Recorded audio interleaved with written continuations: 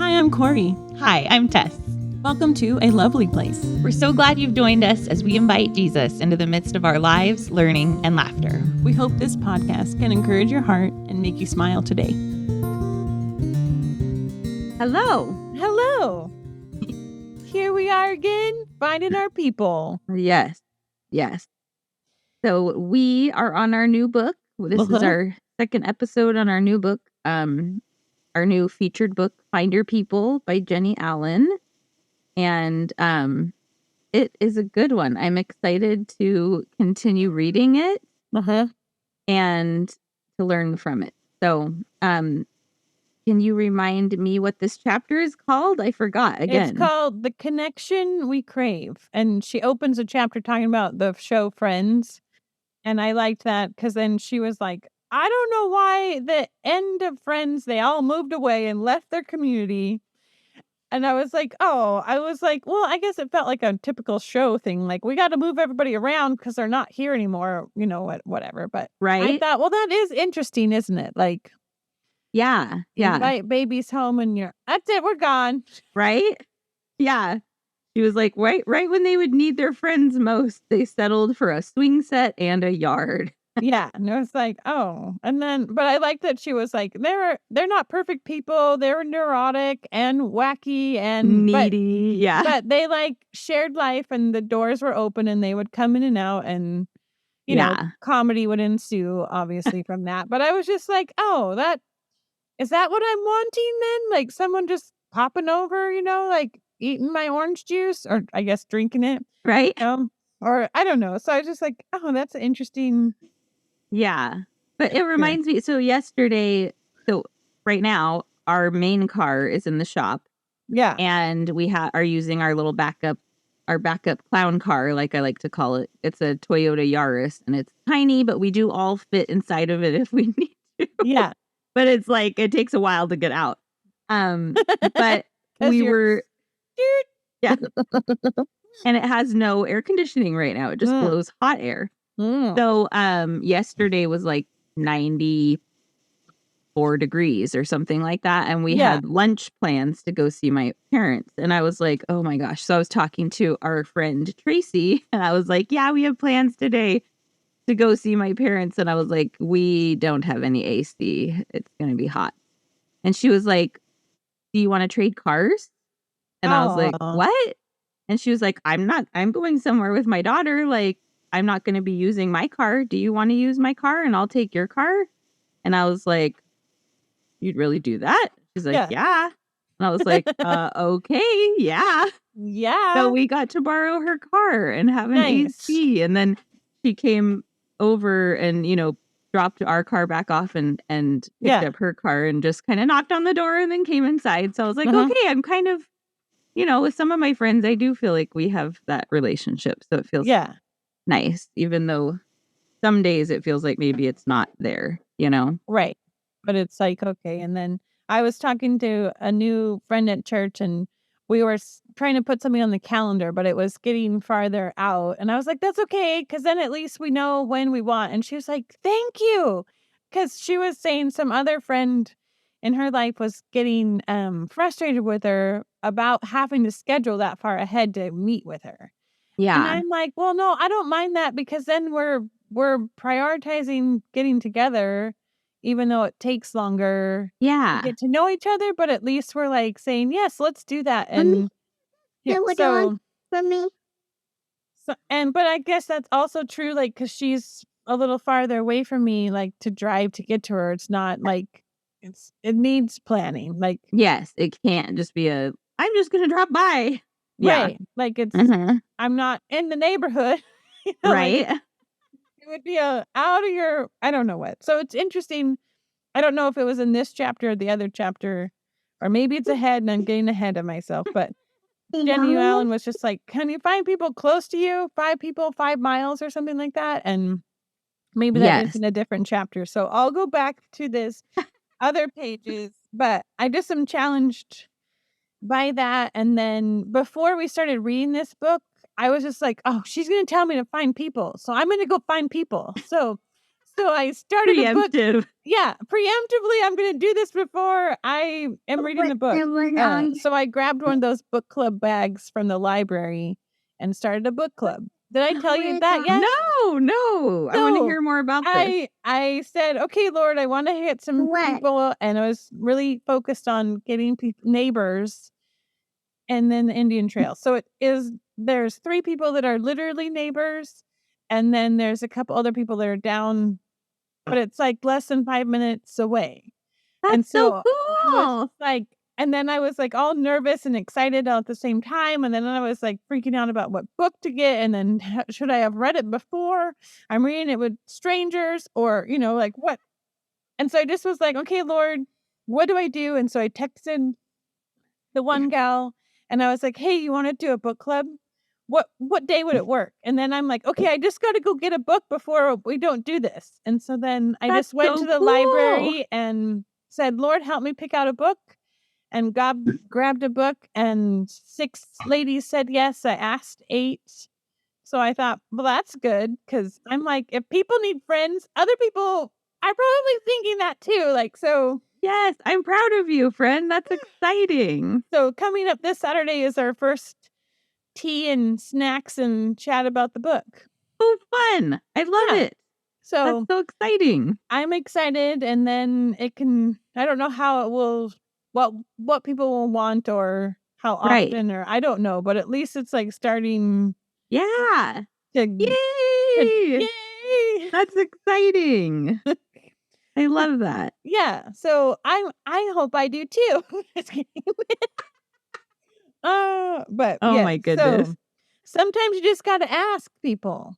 It's true. And not be afraid if they say yes or no, right? Right.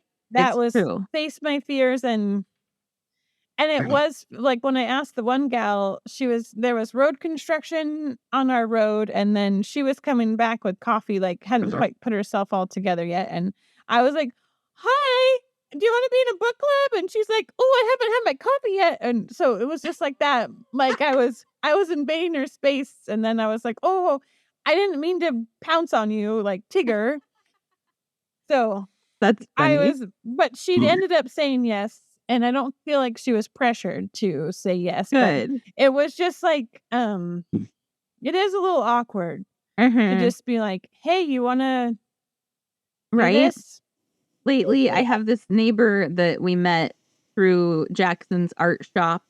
Yeah. And she has a boy that's Jackson's age, or maybe a little younger, and then a girl that's Brianna's age. And so we've gotten together a few times, but I've been trying lately, when I plan ahead well enough, to text her before I go to the grocery store to say hey, do you need anything from the grocery store? Nice. It reminds me, because you used to do that sometimes when we lived close by, and I always felt like, oh, that's such a nice thing to do and think of. So I was like, oh, I can do that. I don't have to wait for someone to do that. Yeah. For me, I can do that. I could do that. I could be helpful. Yeah. But the first time I was like, is she going to think I'm super creepy or weird or what? But it went well. So yeah, I like it. Yeah. And then there's the door that's open. Oh, what if I did need something? Then maybe I could text her. Right? Yeah. Yeah. That's a good thing. So that's been nice. It's a slow door opening into a new friendship, which I feel like sometimes I try for a while and then I'm like, I'm so tired, so it seems like it's good. But I love what Jenny said here. She said, we were made in the image of God, who is relationship. This means our longing for healthy, mutually submissive, supportive, interdependent relationships isn't simply us craving something good for us, like vegetables or vitamins. We are craving the fundamental reason we were created. We weren't just built for community. We were built because of it. And I love that. Yeah. It's I think sometimes I can feel like my needs aren't valid. I'm just being needy. Yeah. And thankfully, my husband and my counselor and other people in my life remind me no, your need, like, God, God made you with needs. That's Yeah, okay. yeah. And so God made us with the need for community because he is community. So Right. I love that. And then just the tension of like when Stefan and I got married, he's like, I can't be your everything. Like, and I'm not Jesus. Like, so he kept saying that. And then she talks about that too in the next part of after that amazing statement she's saying, of just that, we need to be filled up first with God, but Yes. then we need community because as much as we can have our own quiet time and devotion time until we're in community and relationship with people, I don't think the word comes alive Yeah. as vibrantly Yes. because then we see it reflected. Oh, that's what this verse means. Or somebody else understands something differently. And you're like, Yeah. oh, that makes sense. Like, why didn't I think of it that way? And Right? it's like, oh, okay, we're made to be complete in God, but in that the tension of needing people and other people need us. Like it's not just that we need people, others Yeah. need us. Like it goes back and forth. Like it's not a one-way road. Yeah. Well, and it reminds me, I've been reading some C.S. Lewis recently, and I think it's this like devotion that you read a passage from one of his books every day. So I think these passages I'm thinking of are from Mere Christianity, but Okay. he was saying how like we have this idea that we need to like find ourselves or become ourselves or whatever, but that it isn't until we, excuse me, you're probably hearing Rihanna right now because she is in here hanging out with I love it. anyway, but that we don't truly find ourselves until we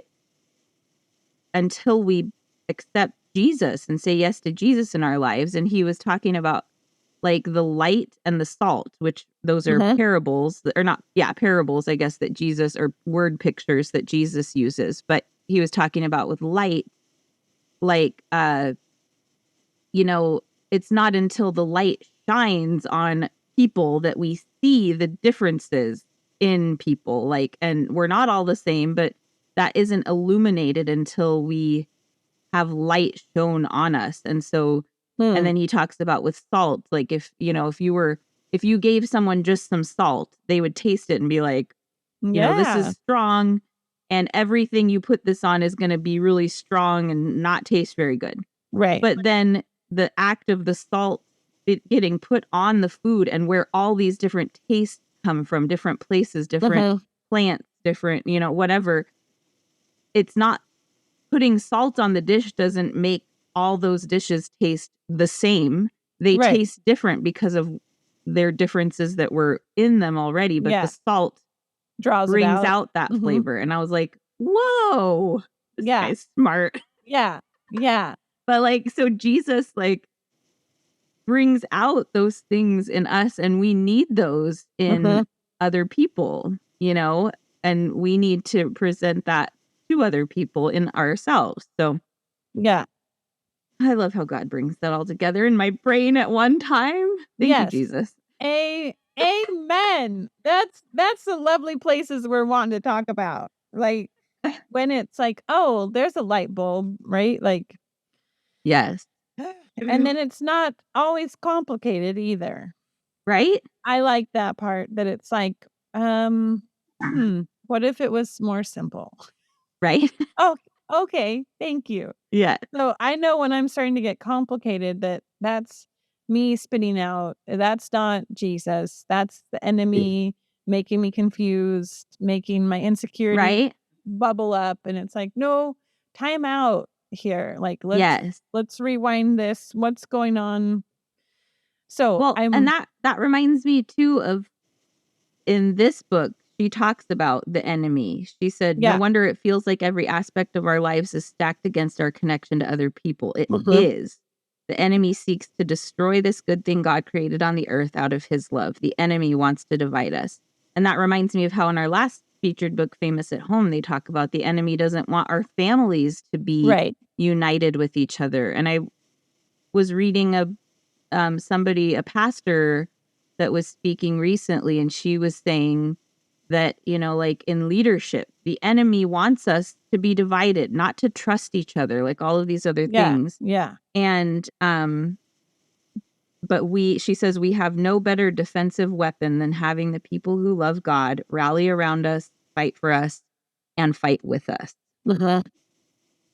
And she talks about, I thought it was funny because she was talking about the Declaration of Independence, you know, that our nation is founded like on Yes. being independent, but that God has created us for interdependence, you know, and it's a good thing. So, and that makes me think of your verse that you were going to read for today. Would you be up for reading that?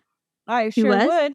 Matthew 22:37. Jesus replied, because somebody asked him, what's the greatest commandment? Jesus replied in verse 37, love the Lord your God with all your heart, with all your soul, and with all your mind. This is the first and greatest commandment. And the second is like it. Love your neighbor as yourself. All the law and the prophets hang on these two commandments. So it's like, it's that picture of being filled up first with God, and then we love each other. Like, yes, it's like, I don't know, step 1, step 2 is the right way to say that, but just like, this happens, and then this, and I'm pointing up and down, and then I'm pointing out, and or it makes me think of like circle, you know, like our main, I think, what's his name? Mike Foster, an author and therapist that I really like. He talks about like your circles, like almost like your house. Like your bedroom is like your most intimate space, and then, you know, like your living room, and then the sidewalk, you know, but so it makes me think like God, we start with that most intimate space and we give all of ourselves to him, and then it kind of radiates out from there. But we've got to start in that with him first, you know, before we move to others. And then we can bless other people and meet their needs as they meet our needs, as God meets our need. It's like the dance, you know? Yeah. And then at the end of this chapter, she says we have to build a new life. So it's like taking all this stuff, and then it's like a new mindset of how we're building friendships and how to be a friend. So I just like that there's like, it makes me have hope that it's like we're not lost forever. We can figure this out. Right. And we can figure it out together. Yes. Yes. Okay, well, friends, my little one is like pointing at all the things and wanting everything down. Hi, Brianna. We love you. So thank you for joining me today, friend. And and thank you, listeners. We will talk to you next time, and look forward to reading more of this book with you. Yes, we will. All right. Thank you. Bye, friends. Bye.